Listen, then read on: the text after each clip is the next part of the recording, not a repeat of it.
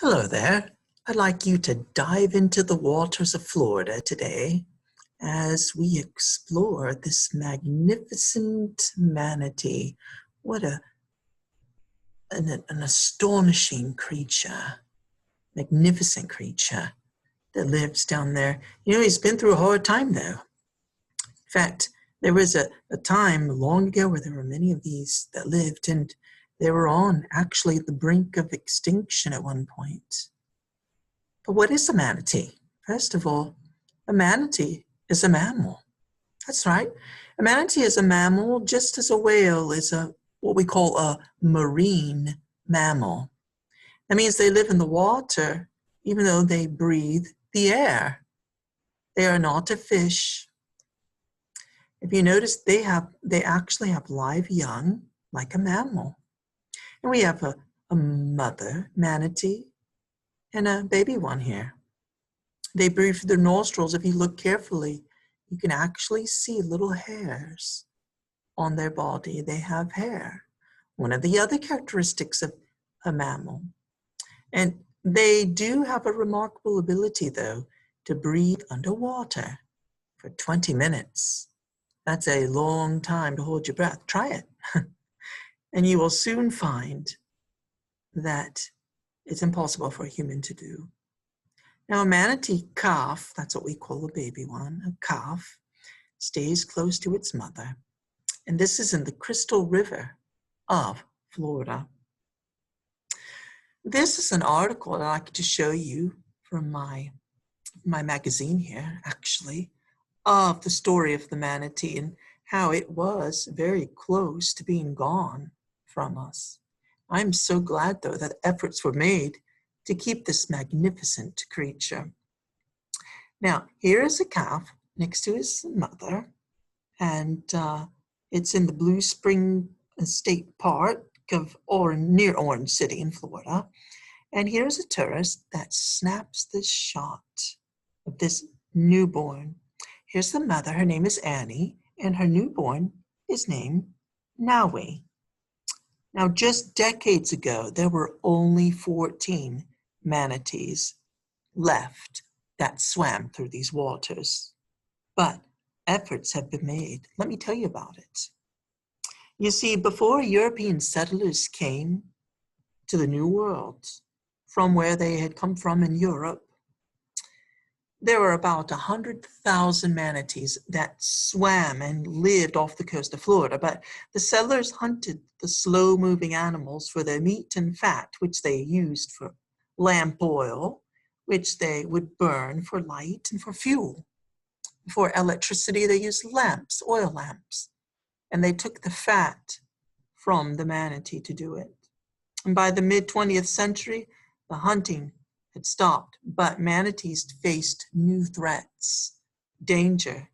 You see, they had to go to the ocean surface to breathe, directly in the paths of boats. And of course, the boats would hit the manatees and kill them. Even though they weren't killing them for lamp oil anymore, they were still killing them. Well, those people created a lot of dangers for the manatees. And you see, one other thing about manatees is they don't have blubber like seals and whales have. And so they cannot escape and go to cooler climates, cooler waters. See here? They have to stay around here where they like it best, where the water is about 68 degrees or warmer. And, the warm waters come. And, we think of the Gulf of Mexico coming around, and then the Gulf Current, where a lot of that warm water comes up from, where the manatees like it. Well, they were too frightened by the humans, and they couldn't go to chillier waters. So guess what? These gentle animals desperately needed help. And there was a biologist named Patrick Rose, and he was director of the Manatee Club. And he had this idea that the species form a group of animals, they acted like animals, some of them, but the people formed a group, and they came up with an idea to protect the manatee. And it became what we know as the Endangered Species Act of 1973.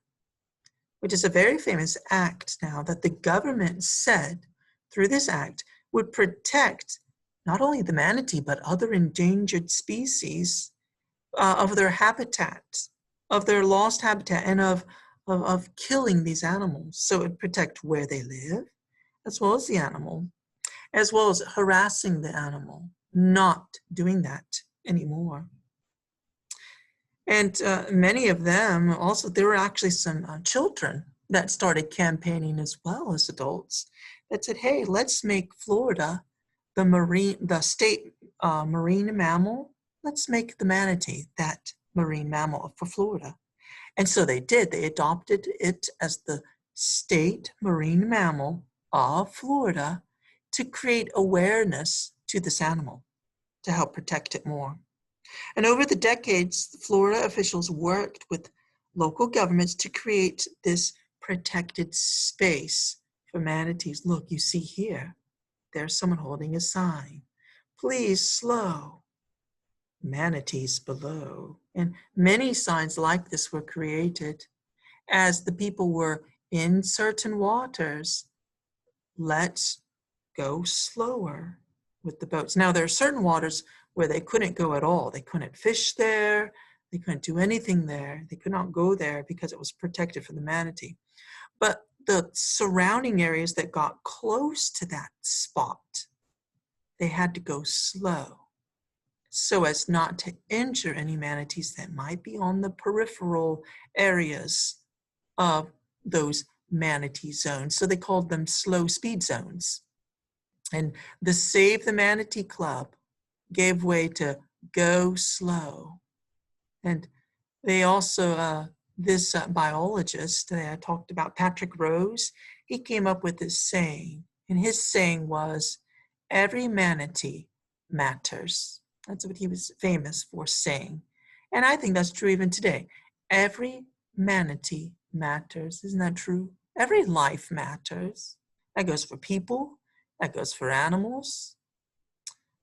Well, in 2019, they reported that there were some 7,000 manatees living along the Florida coast. From a few hundred, 100 years ago, to 7,000. That we're doing a good job. Congratulations for the efforts. But you know what? The hard work isn't done. We still have much work to do and not to stop conserving these magnificent mammals, these magnificent marine mammals. As the populations are recovering, there still are threats. And we want to just be mindful of those threats that still exist. Ron Mizich, a biologist with the Florida Fish and Wildlife Conservation Commission, he is doing a lot of work for these creatures as well. He said that today more than 700 manatees, including Annie and Naui, live in the Blue Spring State Park in Florida. Visitors can observe this pair of manatees from the dock, and conservationists keep watch over them in the park. And hopefully Naui is a site that other manatees will survive in Florida for years to come. You see, 700 and 7,000, those two numbers mean in the park where they are, there's about 700. But all around the whole coast of Florida, the whole coastline, there's about 7,000 of them. I hope that you learned something today from this video. Do you like manatees? Click like if you like them. And if you liked this video, and please subscribe for more educational videos. And remember, you can learn something new every day, whether about manatees or some other magnificent creature or area of education. And like I said, learn something new every day.